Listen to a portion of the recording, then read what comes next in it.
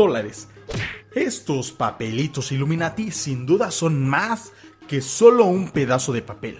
Y seguramente te preguntarás, ¿cuál es la diferencia entre este papel y los papeles que hay en tu país?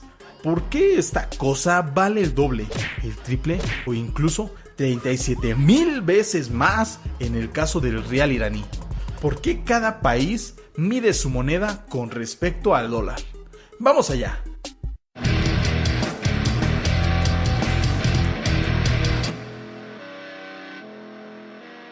Anteriormente, por no decir la mayor parte de la historia moderna de la civilización, el oro era la moneda de cambio por derecho. Incluso estos papelitos estaban en un inicio respaldados por oro. Tú podías, por ejemplo, ir a un banco y decir: disculpe amigo, hágame el favor de cambiarme este dólar por un dólar en oro. Y te lo cambiaban, te devolvían 25 gramos de oro físico. Por supuesto que esto fue en el año de 1900, cosa que ya no se puede hacer ahora. Anteriormente, cada país tenía una reserva de oro y sus monedas estaban respaldadas por este oro. Pero con la llegada de la Primera Guerra Mundial y la caída del Imperio Británico, los países europeos se vieron obligados a imprimir más dinero, cosa que sus reservas de oro que por supuesto que no lo podían soportar. Después de la Segunda Guerra Mundial y el surgimiento de dos superpotencias, en 1944 se firma los acuerdos de Bretton Woods, donde nace el Fondo Monetario Internacional, el Banco Mundial, y se decide adoptar el dólar como moneda de respaldo internacional.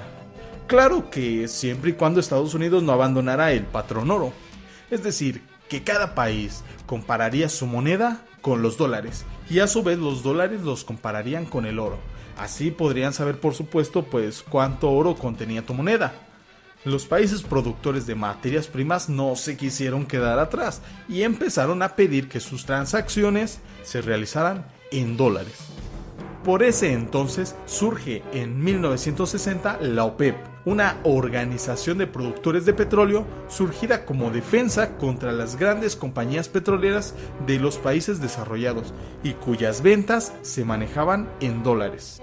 Pero Estados Unidos, con la carrera armamentística de la Guerra Fría, se ve obligado a imprimir billetes como si no hubiera un mañana. Si bien se entiende por supuesto que Estados Unidos tenía que poner los dólares a disposición del mercado para que la cosa pudiera funcionar, a finales de 1960 se hizo bastante evidente que el volumen de dólares circulando en todo el mundo era muy superior a la cantidad de oro disponible en las bóvedas de seguridad de Estados Unidos. Lo que siguió después fue una serie de sustos financieros. Un ejemplo de ello fue el pánico bancario contra la reserva de oro de Estados Unidos, donde todos, principalmente los franceses, querían convertir sus dólares en oro. La salida de las reservas de oro desde Fort Knox alcanzó proporciones alarmantes que obligaron a Richard Nixon en 1971 a poner fin a la convertibilidad del dólar con respecto al oro físico, lo cual se anunció solo como una medida temporal. I have directed Secretary Connally to suspend temporarily the convertibility of the dollar into gold or other reserve assets, except in amounts and conditions determined to be in the interest of monetary stability and in the best interest of the United States. Pero bien lo dijo Milton Friedman, nada es tan permanente como un programa gubernamental temporal. Y algo que no, por supuesto, no se puede evitar son las consecuencias. El dólar, al no estar respaldado por nada, se convirtió en una moneda fiat y muy pronto empezó a devaluarse. Por esa época había un fuerte conflicto en Medio Oriente, donde los israelitas y países islámicos estaban por estallar. El 16 de octubre de 1973, como parte de una estrategia política derivada de la guerra de Yom Kippur, la OPEP detuvo la producción de crudo y estableció un embargo para los envíos petrolíferos hacia Occidente, especialmente hacia Estados Unidos. Esto por el apoyo que estaba ofreciendo hacia Israel. La cosa era tan tensa que un mes después estallaría la famosa Guerra de los 6 días. En Estados Unidos, el consumo del petróleo se había duplicado entre 1945 y 1974. Con un 6% de la población mundial, Estados Unidos consumía el 33% de la energía de todo el mundo. Al mismo tiempo, la economía estadounidense mantenía una cuarta parte de la producción industrial mundial. En otras palabras, los estadounidenses producían 4 veces más, pero el petróleo que consumían era 5 veces más. Pero con el embargo de la OPEP, estalló la primera crisis petrolera y económica en Estados Unidos. Tuvo un fuerte choque. Sin el motor industrial principal, como lo es el petróleo, los niveles de producción se desplomaron y la inflación se dispara. El gobierno se ve obligado a encontrar una solución. Aquí a mí me surge una pregunta. ¿Qué le pasará a la humanidad cuando ya no exista el petróleo? Muy seguramente abordaremos el tema con nuestro amigo Rafa en el futuro, así es que estén pendientes a su canal, El Baúl de los Conocimientos Inútiles. Pero volviendo a nuestro tema, el gobierno empieza a buscar una solución y surge toda una política nacional en respuesta a garantizar el abasto de los recursos estratégicos como lo es el petróleo. La doctrina Carter, por ejemplo, declaró que Estados Unidos estaría dispuesto a utilizar su fuerza militar de ser necesario para defender sus intereses nacionales en el Golfo Pérsico. Después de muchas reuniones secretas con los líderes de la OPEP, cuyo contenido por supuesto desconocemos, provoca un sorprendente cambio. La OPEP pasa de la enemistad con Estados Unidos en 1973 a la amistad en 1975, pues todos los miembros de la OPEP, que por ese entonces ya comerciaban con otras monedas, acordaron vender su petróleo solo en dólares estadounidenses. Algunos piensan que fue gracias a amenazas y sobornos, otros que fue por su increíble equipo de negociación. Nosotros seremos más neutrales al respecto.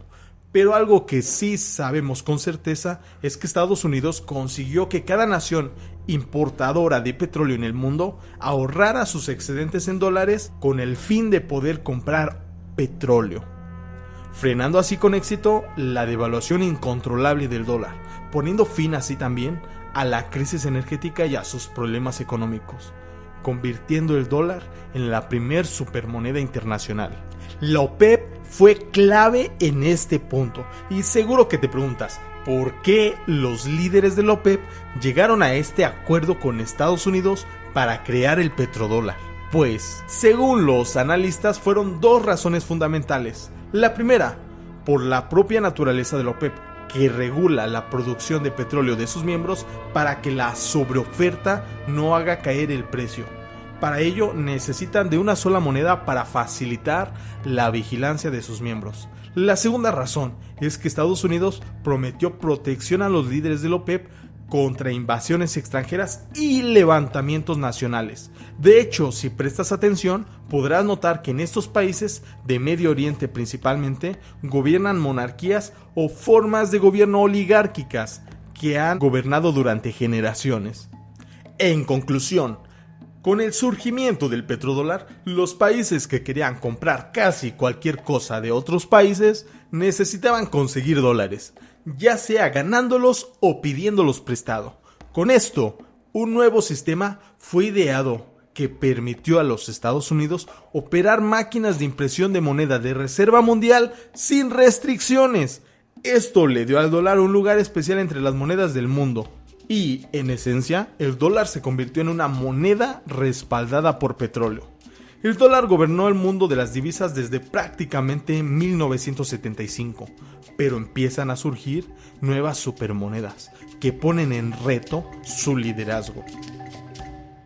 En la parte 2 de este video hablaremos del resurgimiento del patrón oro, las criptomonedas y países que retaron el patrón dólar que vivimos actualmente y lo que les sucedió.